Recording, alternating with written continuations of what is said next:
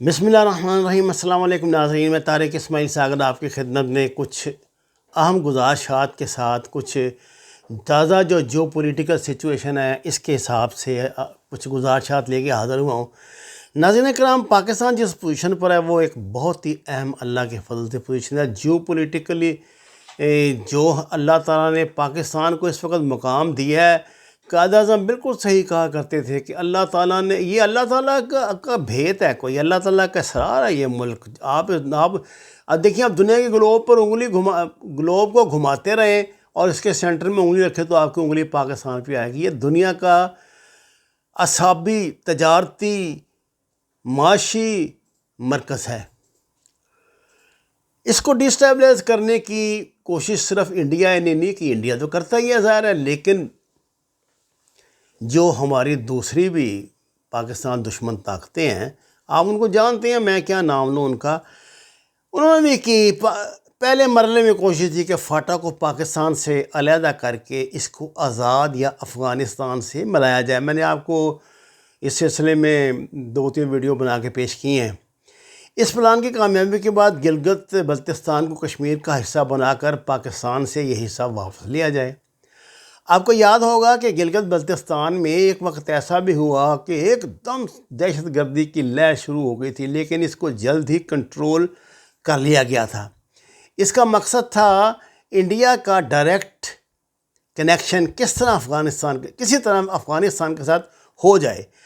اچھا، جن لوگوں کو افغانستان کی اہمیت کا نہیں پتہ، ان کو بتاتا چلوں کہ افغانستان ایشیا کے وسط میں واقع ہے، یعنی یہ ایشیا کو 2 حصوں میں تقسیم کرتا ہے، اور ایشیا کے ایک حصے سے دوسرے حصے میں جانے کے لیے آپ کو افغانستان سے گزرنا پڑتا ہے۔ گو کہ اس کے پاس سمندر نہیں ہے، لیکن اللہ نے اس کو یہ ایک جو ہے وہ دی ہے، اور یہ گزرگار رہی ہے۔ آپ کو پتہ ہے ہمیشہ ہندوستان کے حملہ آوروں کی جو سینٹرل ایشیا سے آتے تھے افغانستان کے راستے، پھر پشاور کے راستے لاہور اور دلی اور انڈیا۔ اچھا جناب، تجارت کے لیے آپ کے افغانستان کی حکومت سے اچھے تعلقات ہونا ضروری ہے۔ یہی وجہ ہے کہ پاکستان، چین اور روس وہاں اپنی مرضی کی حکومت بنانا چاہتے ہیں، اور انڈیا اور امریکہ وہاں اپنی مرضی کی حکومت بنانا چاہتے ہیں۔ ظاہر ہے انڈیا کی یہ چال ناکام ہوئی، فی الوقت تو ناکام ہے، انشاءاللہ آگے بھی ناکام رہے گی۔ بلوچستان کا جو بارڈر ہے جو وہ ایران کے ساتھ، ایران کا بارڈر ترکی کے ساتھ، یعنی یورپ میں انٹری، لہذا اس مقصد کے لیے ایران کو چاہ بہار کا لالی پاپ دیا گیا اور UAE کو ساتھ ملایا گیا۔ 2005 سے لے کے جناب 2014 تک ان پاکستان دشمن ممالک نے بلوچستان میں پاکستان کو تگنی کا ناچ نچائے رکھا۔ بلوچستان کو پاکستان سے کاٹ کر جہاں یورپ تک رسائی دی، وہیں اس کا مقصد UAE اور ایران کی پورٹس کو گوادر کے آپریشن ہونے سے نقصان کا اندیشہ تھا، لہذا ایک تیر 2 شکار کرنے کی کوشش کی گئی۔ یہ پلان بھی ناکام ہوا۔ عنقریب آپ دیکھیں گے بلوچستان میں بھی ایک فل فلیج آپریشن شروع ہوگا، بلکہ ہو گیا ہے انشاءاللہ تعالی، اور یہ معاملات بھی اللہ کرے گا جلدی سیدھے ہو جائیں گے۔ اب یہ سارے پلان تو ہو گئے ناکام۔ افغانستان میں طالبان حکومت بالکل انشاءاللہ آئے گی، میں بتا دوں، چاہے آپ جمہوری طریقے سے لیں چاہے جہادی طریقے سے، آئیں گے طالبانی یہاں پہ۔ فاٹا پاکستان کا حصہ بن گیا ہے۔ گلگت اور بلتستان میں ہم نے یہ جو دہشت گردی کی لہر ہے اس کی گردن اللہ کے فضل سے قابو کی ہوئی ہے، اور بلوچستان میں آخری آپریشن کسی وقت شروع ہو سکتا ہے۔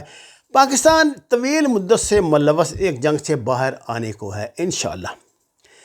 اچھا، جو ڈاکٹرائن انڈیا نے ہمارے لیے بنائی تھی وہی ڈاکٹرائن اس پہ لگنی تھی، کیسے؟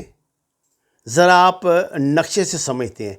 انڈیا کی 4 ریاستیں ہیں جو انڈیا کے شمال کی طرف واقع ہیں، اور یہ 4 ریاستیں بہار سے سکم کے راستے ہوتے ہوئے منی پور، ناگپور، اروناچل پردیش اور آسام کو انڈیا سے ملاتی ہیں، اور انڈیا کو یہ ملانے والا راستہ بہت ہی چھوٹا سا راستہ ہے، ہاں جی۔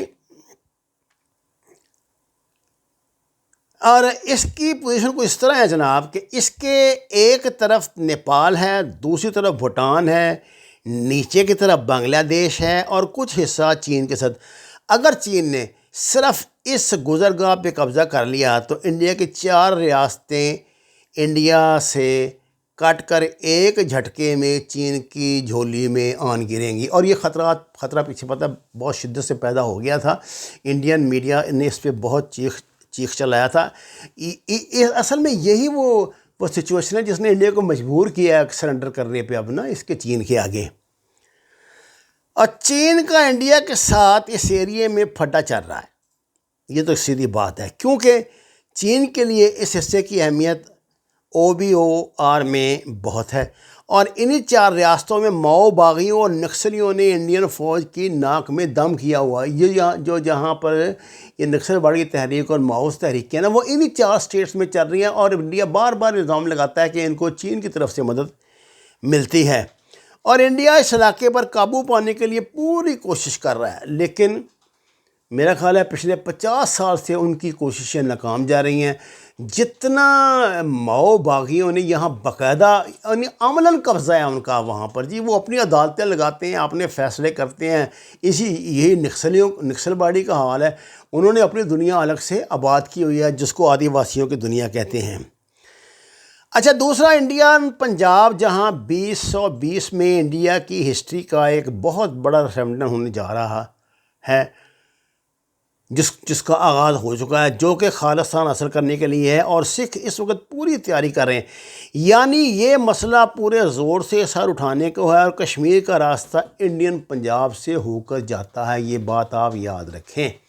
یہ میں نہیں کہہ رہا، یہ سکھ لیڈروں نے کئی مرتبہ یہ بات دہرائی ہے، کشمیریوں کو بھی یہ بات ریئلائز کرائی ہے، اور انڈیا کو بھی، کہ کشمیر کا راستہ پنجاب سے ہو کر جاتا ہے، اور جب خالصتاً بنے گا تو کشمیر کے غلام رہنے کا کیا جواز پھر باقی رہ گیا؟ لہذا انڈیا نے جو قدم آج سے 10 سال بعد اٹھانا تھا وہ مجبوری میں، جلد بازی میں اٹھایا گیا۔ ابھی انڈیا اگر کشمیر کا مسئلہ حل کرنے کے لیے ٹیبل پر خود آئے گا، اور شاید ممکنہ حل یہ ہو کہ جموں سری نگر آزاد کشمیر کو آزاد کر دیا جائے، جہاں ایک ایک مسلم فوج تعینات کی جائے۔ اس مسلم فوج کا سربراہ کون ہے جی؟ کس کو بنوایا گیا؟ کس نے بنوایا؟ یہ بڑی لمبی پلاننگ ہوئی ہے۔ اگر اس طریقے سے کشمیر کا فیصلہ نہ ہوا تو پھر خالصتان تو ہے ہی، خالصتان بنے گا تو کشمیر خود بخود آزاد ہو جائے گا۔ لہذا جو ٹیسٹ میچ ابھی شروع ہوا ہے اس کو دیکھتے جائیں، انشاءاللہ انڈیا کے دنیا ٹکڑے ہوتے دیکھے گی۔ میں نے جو آپ کو کل ویڈیو جو بنا کر آپ کی خدمت میں پیش کی تھی، اس کے حوالے سے یہ کشمیر کا جو مسئلہ اب یہ طے ہونے جا رہا ہے، جس طرح اس حوالے سے کچھ خدشات آپ کی خدمت میں پیش کیے تھے، لٹرری اور یعنی یہ سمجھیے کہ معروضی طور پہ ان خدشات کو جتنے اہم حلقے ہیں ملک کے، انہوں نے تسلیم تو کیا ہے، لیکن انہوں نے مجھے بتایا ہے کہ یہ تو ایک عمومی ہے تصویر جو آپ نے دکھائی ہے، خصوصی تصویر کیا ہے وہ میں نے آپ کی خدمت میں یہ کچھ چیزیں عرض کی ہیں۔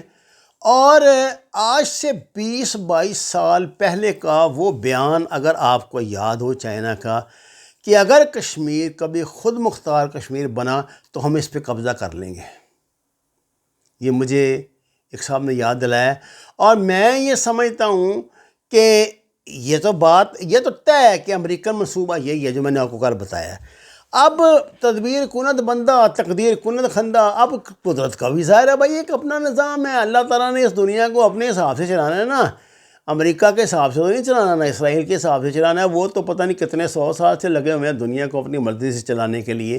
یہ دنیا میں جو ون ورلڈ گورنمنٹ کا کانسیپٹ آ رہا ہے، یہ جو آپ کا ہوگا، اللہ آپ کا بھلا کرے، یہ جو نیو ورلڈ آرڈر جو آپ کا ہوگا، اس میں یہ ساری چیزیں تو ہوں گی، لیکن یہ سب کچھ اتنا آسان نہیں ہے۔ تو یہ جو معاملات ہیں نا، انشاءاللہ تعالی ہوں گے، یہ تو خدشات تو ہیں جو میں نے کل آپ سے عرض کیے تھے، لیکن لگتا ایسے ہے کہ قدرت بھی اپنا ایک کھیل رچا رہی ہے اور جلدی وہ بھی ہم سب کے سامنے آ جائے گا۔ ایک بات میں اپنے تجربے کی بنیاد پہ کہہ سکتا ہوں، انڈیا ہو یا پاکستان، ایک بھی اگر یہاں کوئی اسٹیٹ آزاد ہوئی، یعنی الگ سے ایک ملک بنا، تو وہ ایک نہیں بنے گا۔ یہ سلسلہ پھر بہت دور تک جائے گا۔ وما علینا الا البلاغ المبین۔ ناظرین کرام، درخواست ہے قرآن اور نماز سے ہدایت حاصل کریں، ہمارے چینل کو سبسکرائب کریں، لائکس دیں، سچ کے سفر میں ہمارا ساتھ دیں۔ آپ کا بہت شکریہ۔